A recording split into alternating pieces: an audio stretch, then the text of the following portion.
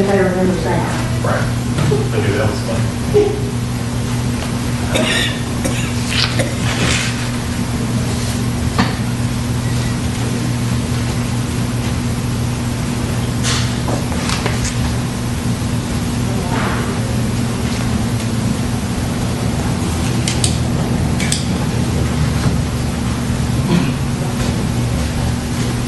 You guys have an approved airport operations manual. No, but I meant to say, that's one way to do this. I forgot to send you the rules and regs that got approved and trying to get code violations on the last meeting. I'll get that sent to you. Is that the same document that was you talked about and amended? That's a different, that's the airport layout plan that you heard about in the meeting. Because Okay. that, the rules and regs was really, we spent quite a bit of time on that, and so, but I'll send you that. And then, as I was saying, that's just, the part that was such a city here was really just to get those things in the code changed, that need to be changed. But there's a whole bunch in there that really just pertains to airport operations, and it's better for you to put it in some document and post it somewhere that when people challenge you for, who said I can't do it. Right, exactly. That's what I This is, yeah, so we've got that, I'll send that to you. Great. Thank you so much. You bet.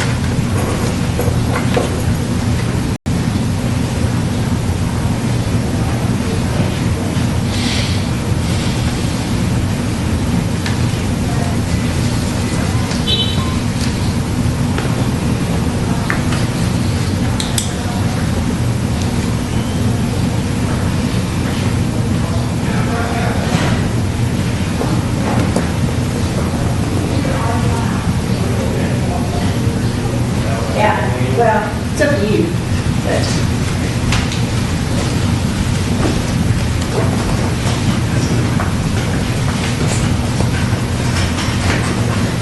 Happy Father's Day, you fathers. Thank you, Yeah, related. and yourself.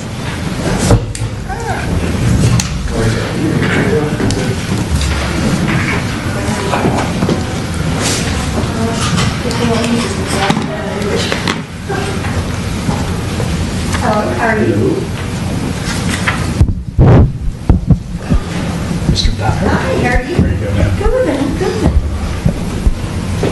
Dar. Had a nice rain this morning. I had an inch at the house. At the ranches now. That's it. All total. Last night and this morning. Some people had more though. So we're getting on the street, just remind us.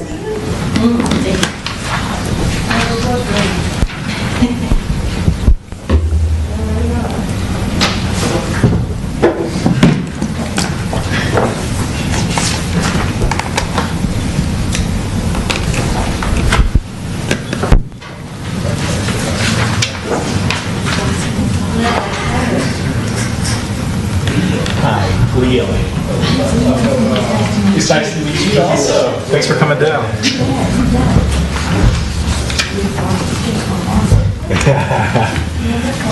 So did you get a lot of traffic? A little bit. I have.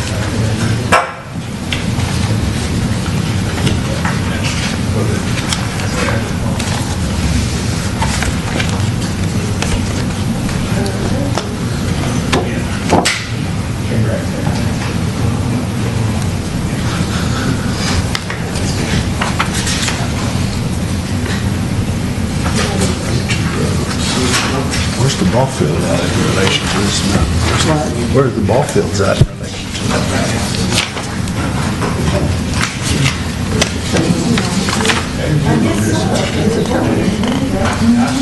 This is the river coming into the, okay, so then you over here somewhere?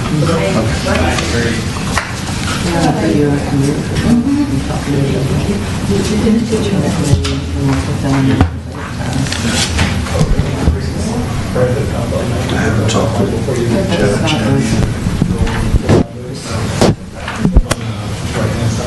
Apparently there was some miscommunication and some bad verbiage from the past city manager, city administrator. I talked to her a couple. Oh, Okay, so, if the green light stays on, it doesn't, good luck. Shout. It should be good for you, but I don't know why this is on. But that's, so we just damage beyond repair. Yeah, got some good stuff. Can we start? Just a minute. Let me get my other one. 2 minutes. Start anytime.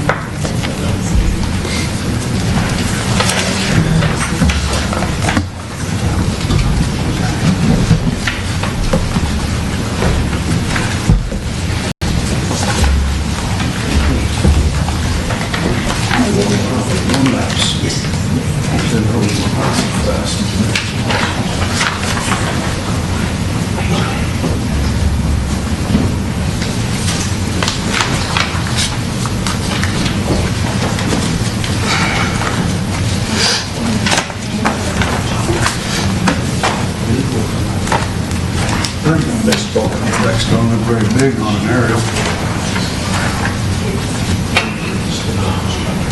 That's what, 270 acres, the whole map? That looks really small there.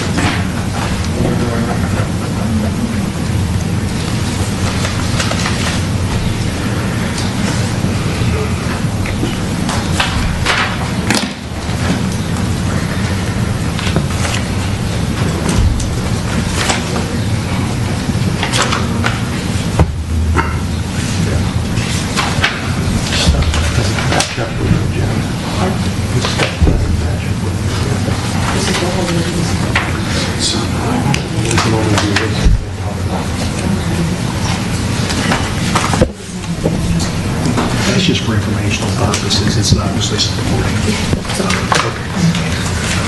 All right, let's call this meeting to order at 5 o'clock, June 17th, 2019. Let the record show that everyone is present, and so we are moving forward. This is an important item because a lot of it wasn't covered, I believe. So you guys are going to get some in-depth information about what happened and what we can do about it, because this is going to be another cost for us. So I'm going to move this to David or to Lee? Who wants to? Miss Mayor, if I could kind of give like a segue into it and then hand it off to David, if that's fine with you. One thing is, I'm sure you all are aware of, a couple weeks ago we had a microblast that occurred at the airport. Since that time, we have gotten with the Texas Municipal League risk pool, had an appraiser come down on Thursday finally of this last week to begin that process with the insurance. Before that, we had some items of trying to reopen the airport, get some metal moved, make sure that the diesel and some different things were taken care of. Now that we have that there, we've kind of done a little bit of an analysis of where we are. There's a lot of items that are going to be some quick, possibly moving parts that affect revenue. And I figured it would behoove us all to kind of come together as a council with a work session. I've asked legal counsel to come in and our engineers to come in, because part of the challenge that I've realized is even if you have an experienced airport manager, there's no streamlined process to deal with this type of stuff. It's a very different animal. It's not the wastewater treatment plant was hit or these types of things. And so with this being probably a big fiscal item that we're going to be looking at, and operations are going to be affected, the last quarter really of this fiscal year at the airport, we're going to have some revenue challenges. So I figured it would be good for us as a group to come together and try to hit, at least globally, some of these items. That way when we bring them to the council where we have to have some fairly quick action, we'll have some institutional knowledge to be able to deal with this, because there's going to be some significant items that we're going to have to deal with. And wanted to get you guys together, have council and engineering to be able to help. And after we answer after David kind of provides a summary of the 3 different items that we have is to go inspect some of the damage so you're aware of it. And David might even, since we have you captured, depending if we don't sweat to death out there, is maybe even look at some of the maintenance issues that we have. That way you guys are aware of, since we're already out there. And so at this time, Ms. Mayor. Introduce, I don't know everybody. Cynthia. Hi, I'm Cynthia Trevino, and I am back up to Habib Khan. Unfortunately, Habib was not able to make it out because of the short notice. Okay. So, he's prepped me up, regarding your airport leases and some of the Great. things that we may have to do regarding that. Good, thank you. And Natalie? I'm Nayeli Gonzalez and I work with K-Freeze and Associates. I'm sorry?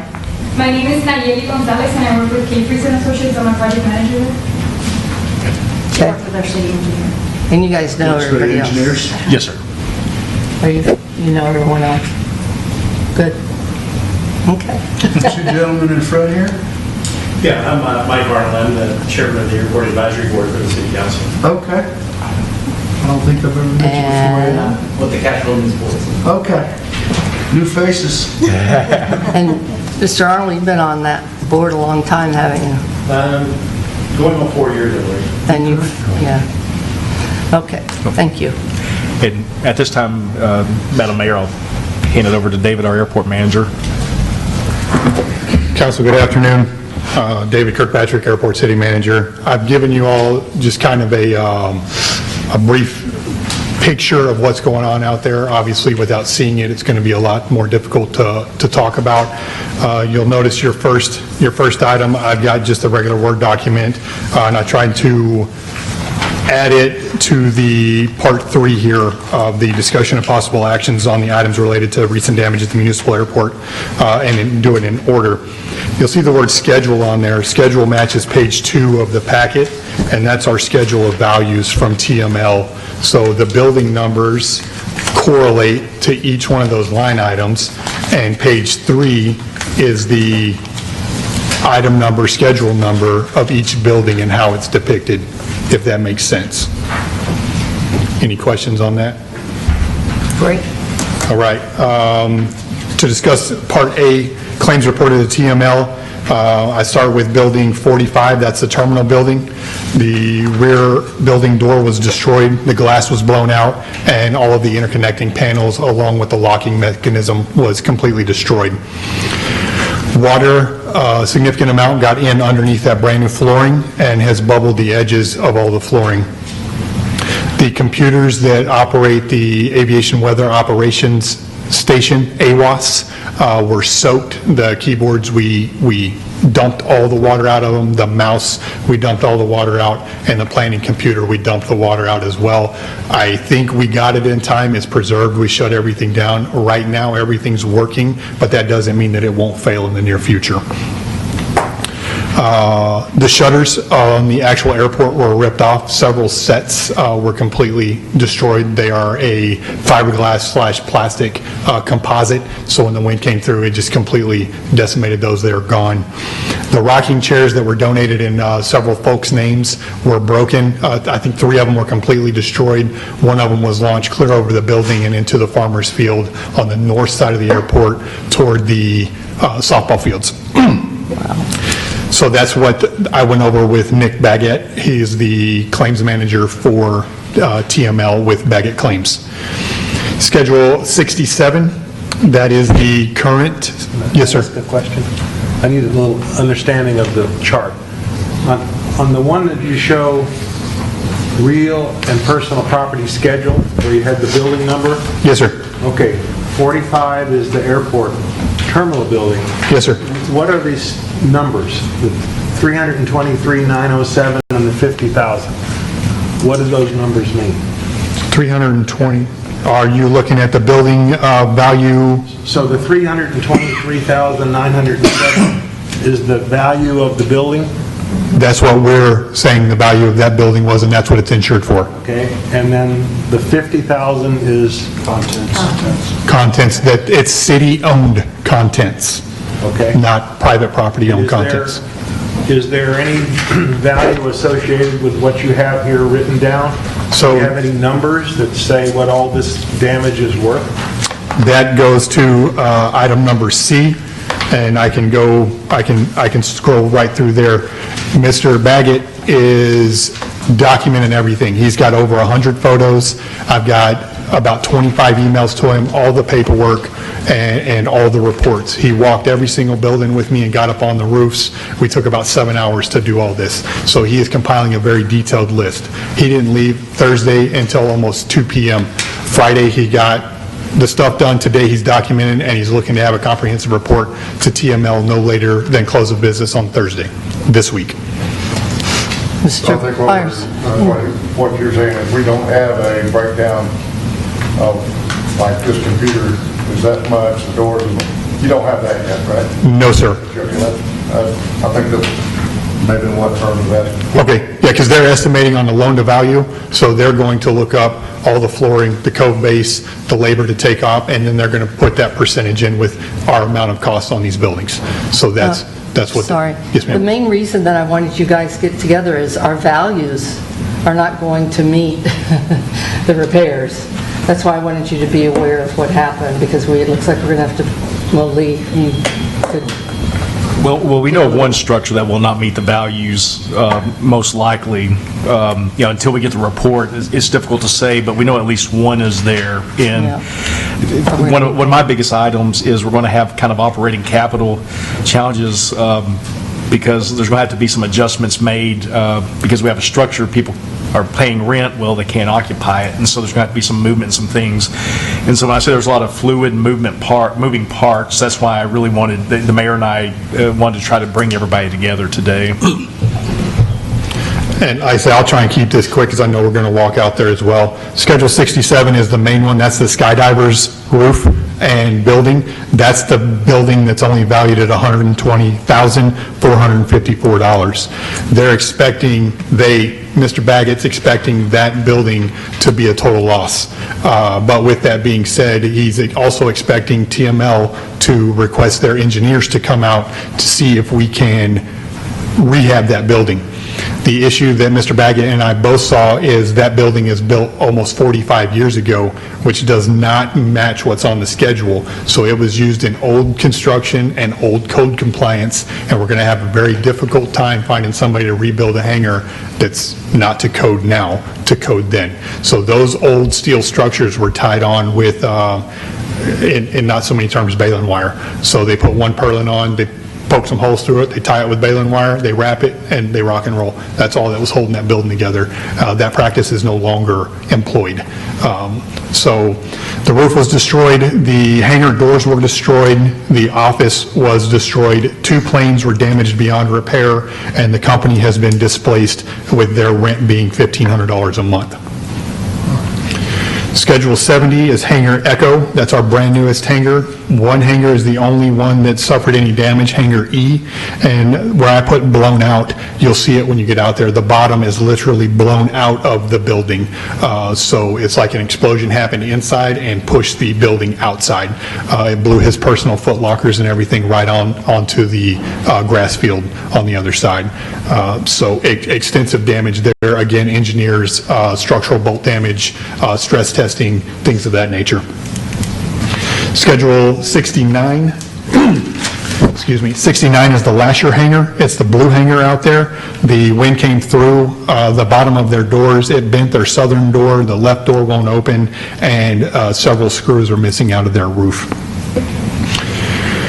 Schedule 35, that's the Lauderdale hangar, Mr. Brad Lauderdale with Liberty Flying Service. There was some damage sustained on that roof due to this wind, and we're going to try and work that in with the current proposal for fixing that roof, which Mr. Dyer brought up last week about the schedule, which is also in here just for your guys' to be able to look at.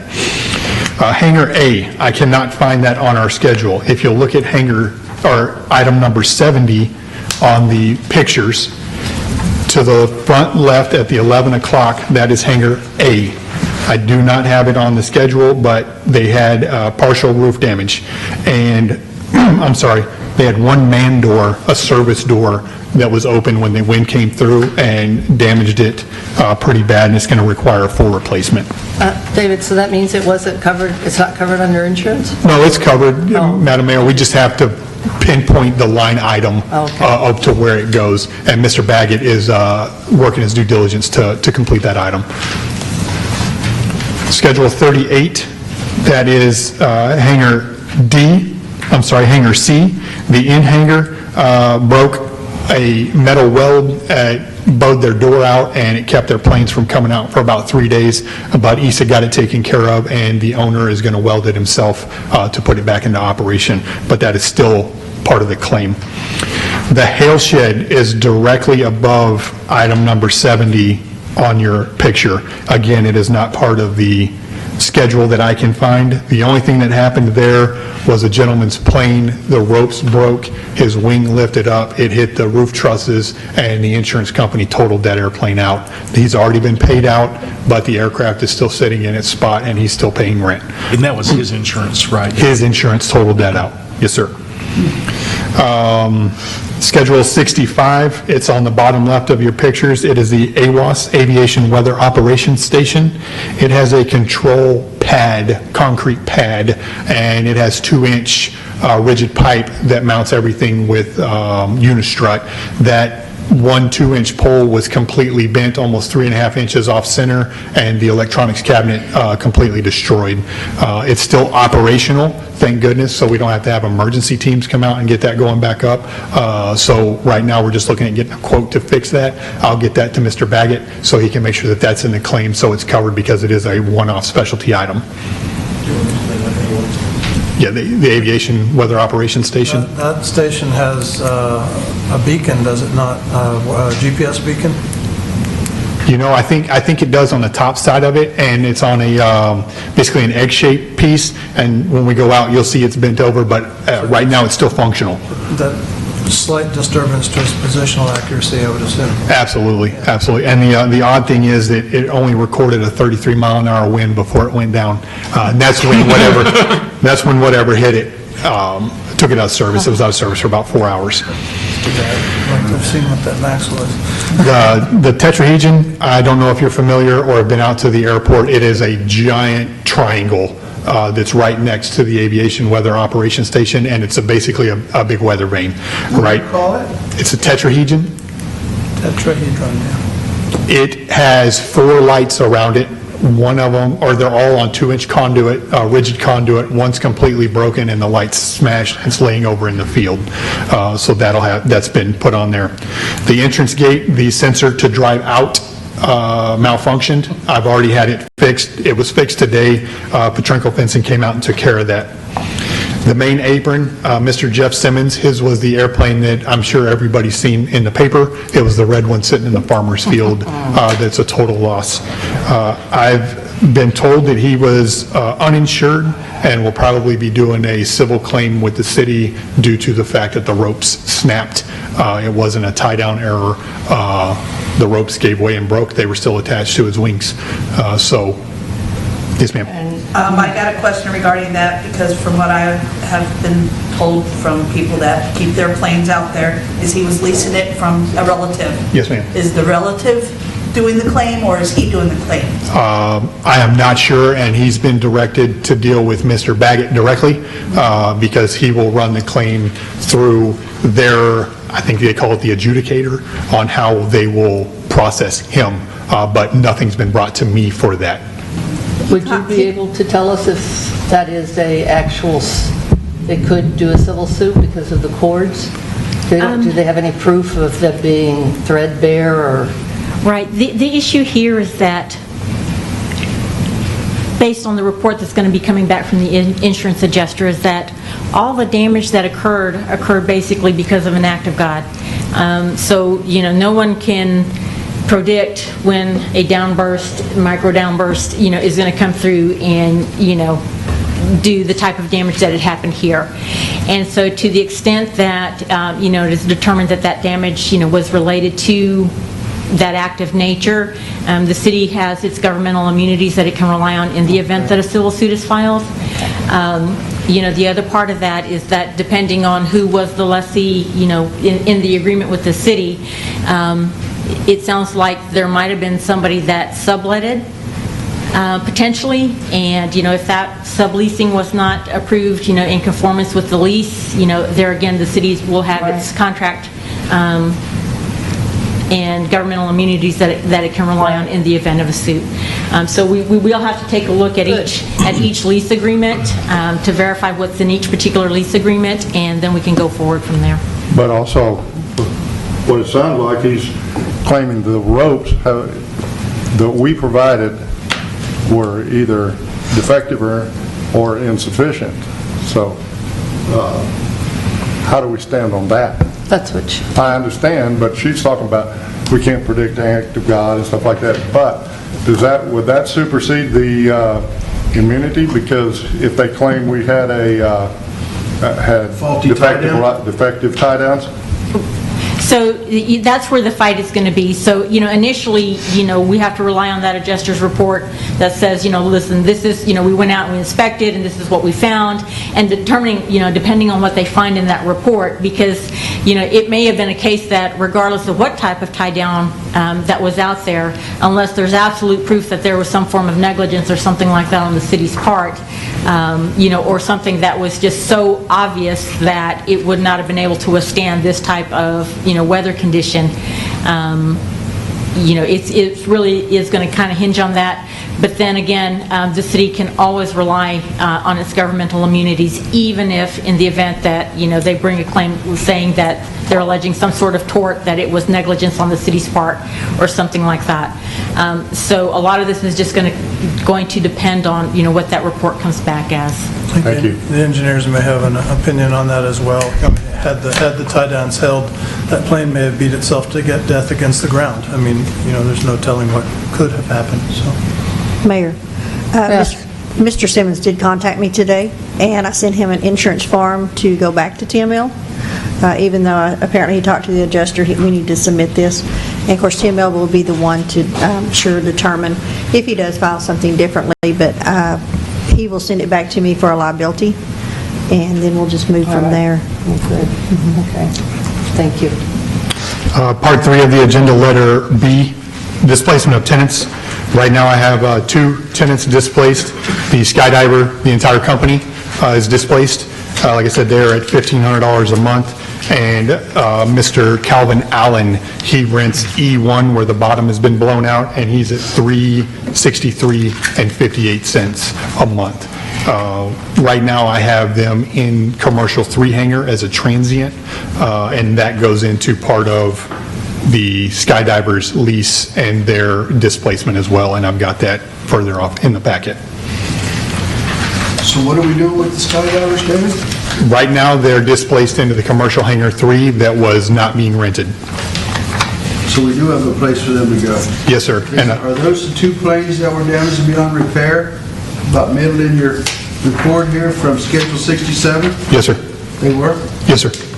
Do they have insurance on that? Yes, sir. They've already made their claims, and they're doing the same thing with Mr. Simmons. They've touched base with Mr. Baggett. They're talking to TML and Mr. Baggett directly to find out how it fits with their coverages and any liability on the city. So are they is their skydiver continuing to pay the $1,500 being we provided them with something? So that's the thing. That's the way I'm reading this, is that correct? Yes, sir. So the way I wanted to work with them was to give 1 month, since they haven't been operational this last month. Give them 1 month. We'll move them over. And again, I have a full proposal in here for you for the skydivers, if you'd like me to wait until we get to there, sir. And they don't pay $1,005. Their hangar was what, 9? 9 something, it was 953, I have in here, but they also have They've the, been moved to is more, they have the land lease as well. yeah. So their total out on their lease agreement is $1,500 a month. So you're saying that bids are giving them a bigger hangar, commercial hangar, we're going to charge them more a month? That's what we're determining, that's why you Right, guys are here. right, and again, like I said, I have a full proposal sitting in here for you to read on that one. We didn't do anything except, David, we moved the hangar, you'll see it, it's just... Currently, the hangar you put them in hasn't been vacant, hadn't been rented. Right. In almost a year, no, sir. So we've been losing... Almost a year? We've been losing $1,900 a month on that hangar. Really? Yes, sir, $1,935.71. And this is kind of expediting the discussion, just because unfortunately with the hangar being damaged, we need to get them over there for right now, but there'll be a follow-up proposal. Right. And again, like I said, I'll push through this so we can get to there and we can get out there and see. Part 3, letter Charlie, the extensive report is being conducted by Mr. Baggett Claims. The report, again, no later than Thursday this week to TML.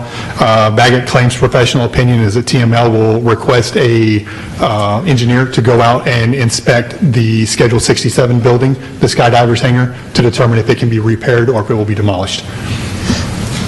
To make any questions that need to be answered directly to him, he has asked me to compile any of your questions or give you his number directly, and it's on this schedule as well. So if you have something you want to touch base with him personally, you're more than welcome. As we go past the PowerPoint layout with the building schedule, the very next page is the proposal for the skydivers and what they're looking for in their landing area. I'll let you read that first page, and then the second page is my recommendation from there. The city secretary brought this up, and she's correct.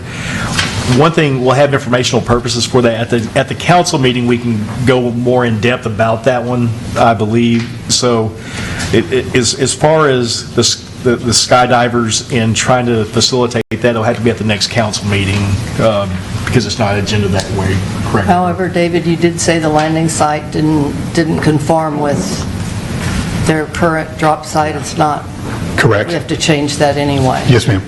And that's, like I said, because we're out there, we're dealing with all this, I put all their stuff and the same stuff for Mr. Lauderdale, because it's all got to be talked about in the same insurance piece. And the main piece of this is because the skydivers have to be moved into a hangar or something has to happen. So I wanted to get a proposal in here, just so y'all can look at it and tell me, where we go from here.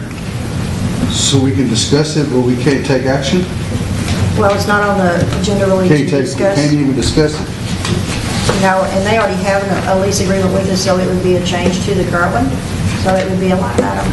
Well, we can discuss, well, it says we can discuss it and take possible action. Read this. According to the item number 3, and that's A, B, and C under it. That's pretty well covers a lot of stuff, A, B, and C. And the reason I put it in is for letter B says displacement of tenants, which they are, and I didn't, like I said, I'm not quite familiar with how the legal proceedings of that work. Legal counsel? So I think as we placed it on the agenda, it was to give notice to council that we are going to have to be amending leases, working out agreements with those tenants that want to stay. And so, but I think the proposal, that's entirely up to y'all, because we've got it as a discussion item on the agenda, and we do have it to discuss leases.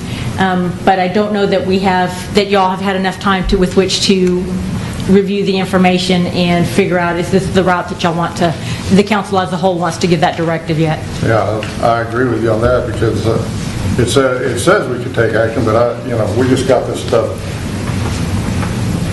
25, 30 minutes ago. Right. So we put it on. I'd like to explain something, though. This meeting was called for your information. We called it because there's a lot of things that are going to be changed. In the past, nobody knew what was happening at the airport.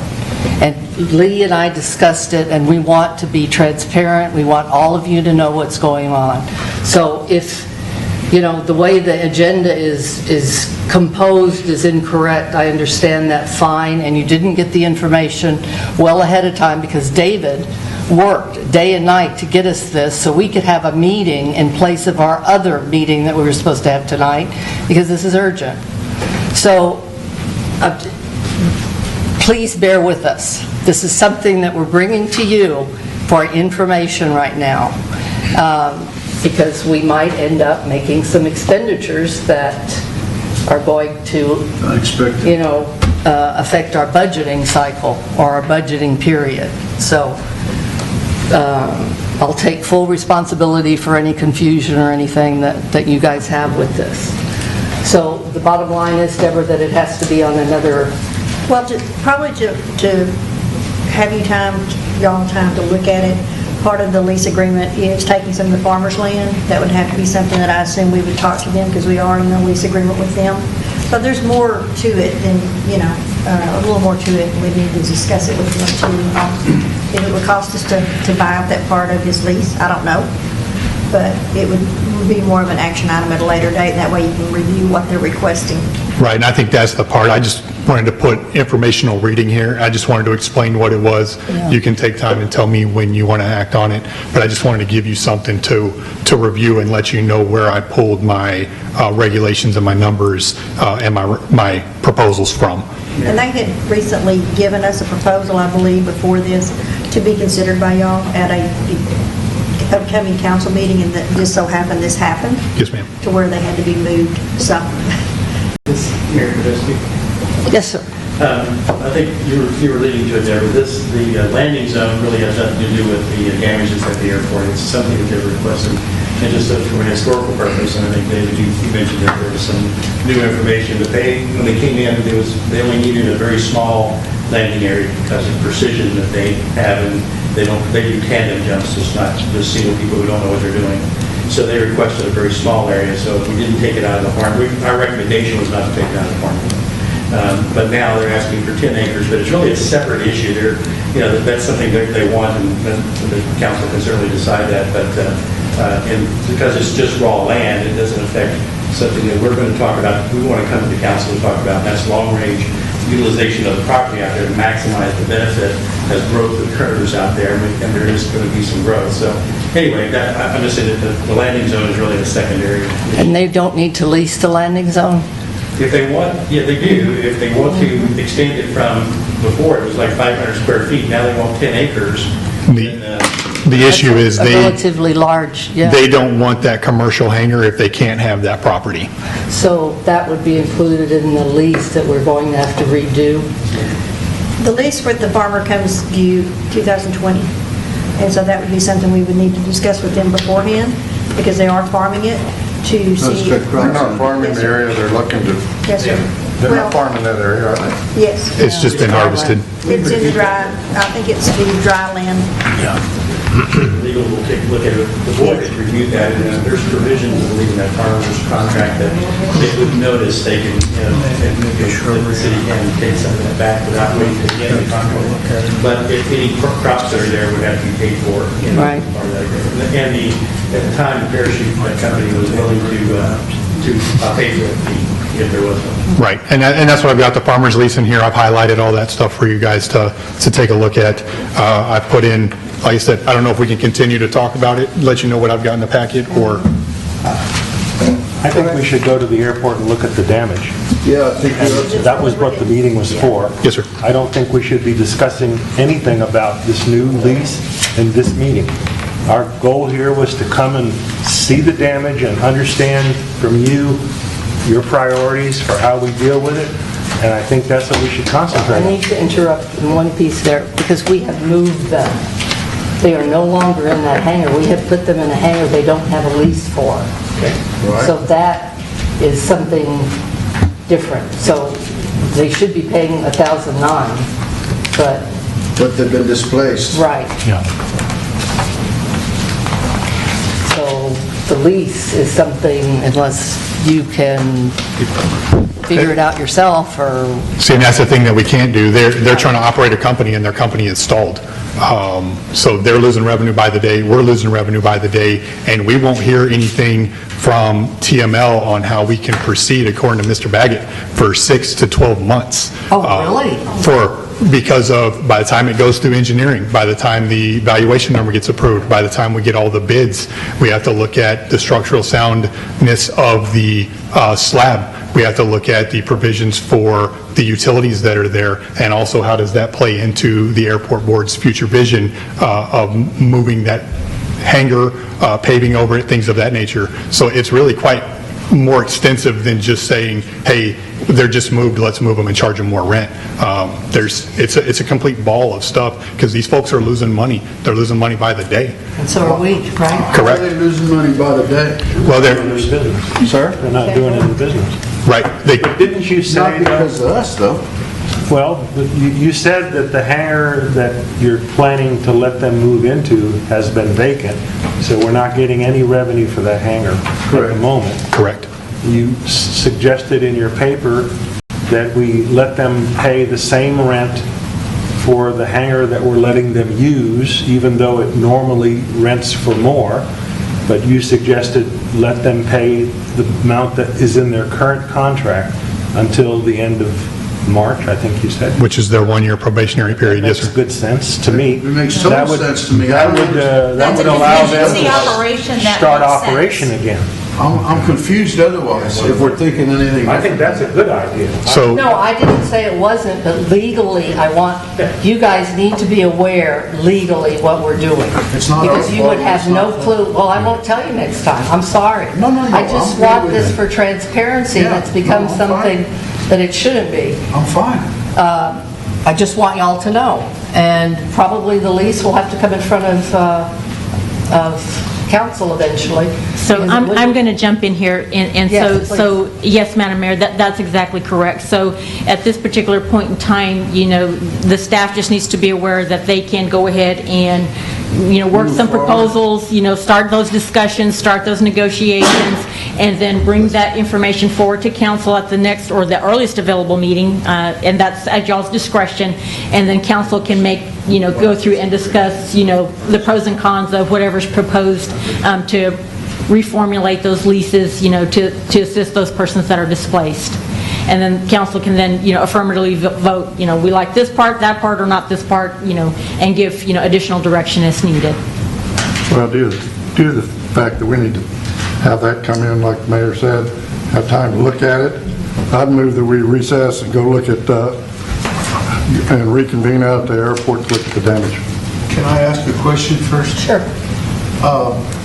I'm still confused that you said, David, that they were not making any money, we're not making any money when you've relocated them. yes, sir. Is it because they don't have the airplanes?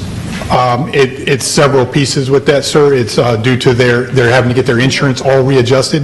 We don't have a legal binding document with them. I have displaced 3 other aircraft in that hangar, so who becomes liable for those? And how do they run operations out of a facility that has, no restrooms, no parking area, no agreed-upon proposal for that building? I guess we need to go to the airport. Yeah. Like Judge said. Okay. Visibly seeing it helps. And fuel sales, obviously, we don't have any planes buying fuel, or do we? Not from them, no ma'am. And what time are you recessing this, Mayor?